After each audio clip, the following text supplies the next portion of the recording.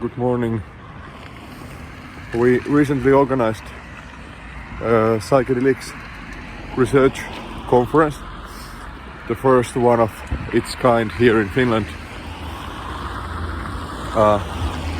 It was a bit exhausting, but there was an important take-home message. And for me personally, what I learned is that it's divided. The field, psychedelics research field, is divided into what could be called naturalists and mysticists or mystics. So there are these who are empirically oriented and focus on the neural mechanisms, for example. But in this category of empirical approaches, I would also count those who use psychometrics, or examine how people answer questions about mental well-being, or even beliefs, such as metaphysical beliefs. So even the question of what kinds of metaphysical beliefs people might endorse as a result of a psychedelic experience, even that is an empirical question. But then there is this another side, the mystics, the philosophers and theologians, I would guess, who focus on the content of the experience. For example, if someone believes that they have met God, is that so? Is the question. Have they really met something that could be adequately titled as God? And that's a philosophical question, obviously.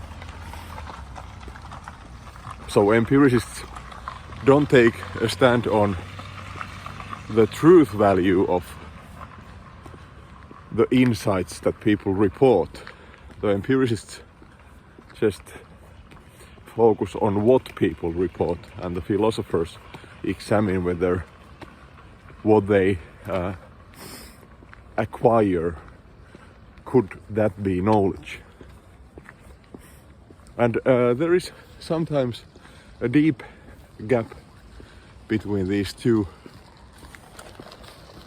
approaches, because sometimes the mysticists endorse instrumentalism about science. They think that the scientific worldview is wrong,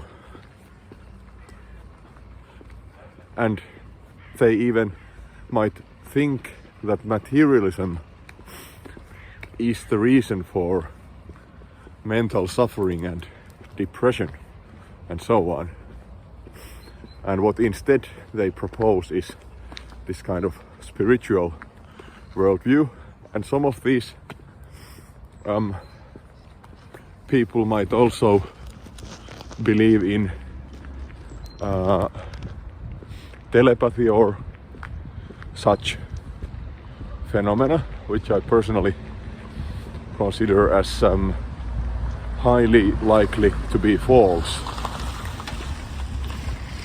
because they conflict with laws of nature, probably, and at least there is no robust empirical evidence for such phenomena. So there are these non-empiricists who deny the adequacy of science, and then there are the naturalists who might deny the metaphysical value of psychedelic insights altogether, that all the metaphysical insights are wrong. you can get absolutely no knowledge about reality through a psychedelic experience, they would say. And I consider this to be another extreme.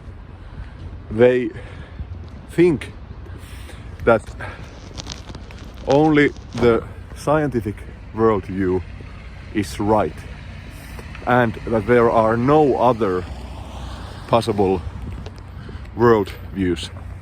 So it's a kind of fundamentalism, because it's fundamentalism to consider one picture of reality as fundamental and other pictures as false. And both the naturalist and the mysticist might succumb to this kind of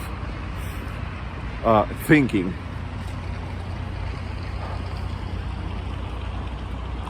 I think we need to have a third way. We need to have a synthesis that acknowledges that although there is one single reality,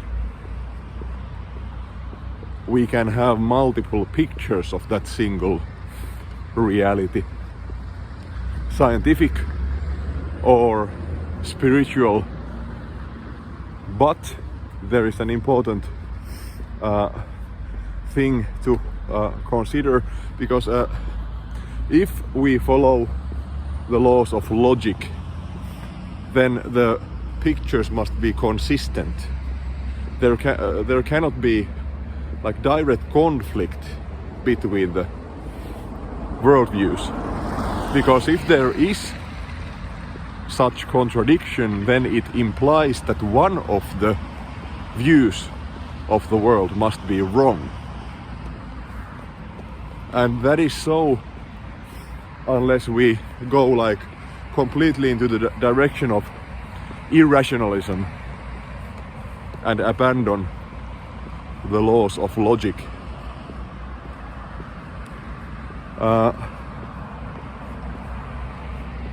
So for example, panpsychism, you might believe through a psychedelic experience that you have encountered the ultimate nature of reality. This is, in my view, the most fundamental kind of metaphysical insight that you might get in a psychedelic experience, meeting the fundamental reality. And what does that mean? And could that be compatible with the scientific worldview? So, if you, for example, come to believe that the fundamental nature of reality is, in some sense, mental or conscious, or that, as I personally believe, that it's kind of white light that is reduced to these forms. So the matter in itself is this kind of white light, and this is just like spiritual or even religious belief, which I think can be compatible with natural science. But what is this fundamental reality? Naturalists usually deny that there could be such fundamental reality beyond what can be perceived, so to speak, or something that our sensory experience cannot capture, or what empirical science cannot capture. So this is where we are on the borderline between naturalism and supernaturalism.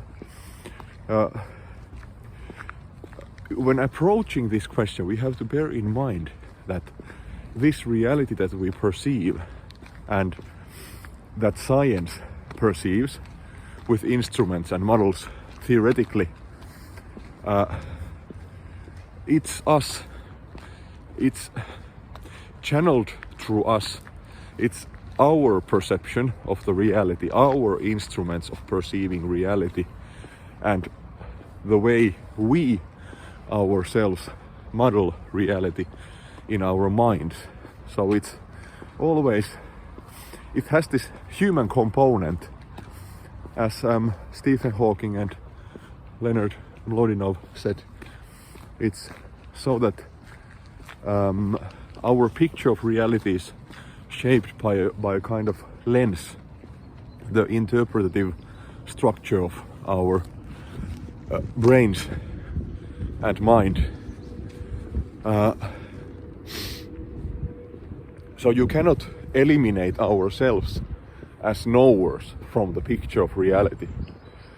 But importantly, this does not imply, as some people think it does, instrumentalism about science. I believe that one can endorse scientific realism.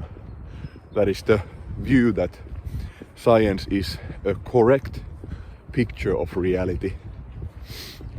One can endorse that while acknowledging that it's merely a picture. So it can be a correct picture, but it's still just a picture. And reality in itself, the pictured, is different, and we don't have access to that. And that nature is something that can be modeled in different ways than scientifically, or it can be experienced in different ways than scientifically, and can be considered to be, for example, spirit. But when making these claims, as I already said, one has to be careful not to conflict with science. To say that that's something, those processes that science models, that in themselves, beyond the observations, they are some kind of spirit. To say this is not incompatible with naturalism or science, because science does not make any stand about any claims about what it is that moves the pointers. This was Arthur Eddington's point. We don't know what moves the pointers, we just rely on the pointer readings or our sensory information when we model the world. So it's plausible that what underlies the scientific observations and what the models are about is, for example, this kind of spirit. So there are multiple views of the same reality, and this, I think, can bridge the gap between the mysticists and naturalists in psychedelic science.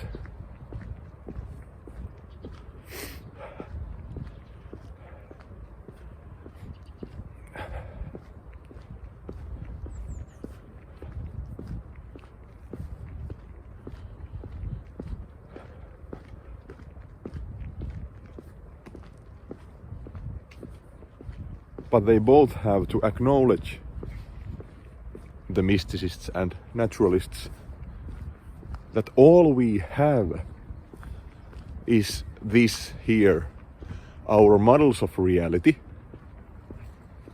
so that we shouldn't stick to our models, take them as fundamental, because reality is always something more. It always escapes the models, the abstractions. But then there is which I think is highly important exception to this reasoning, because there is one process in the world that I personally know, irrespective of all models and observations, and that is myself, my own consciousness.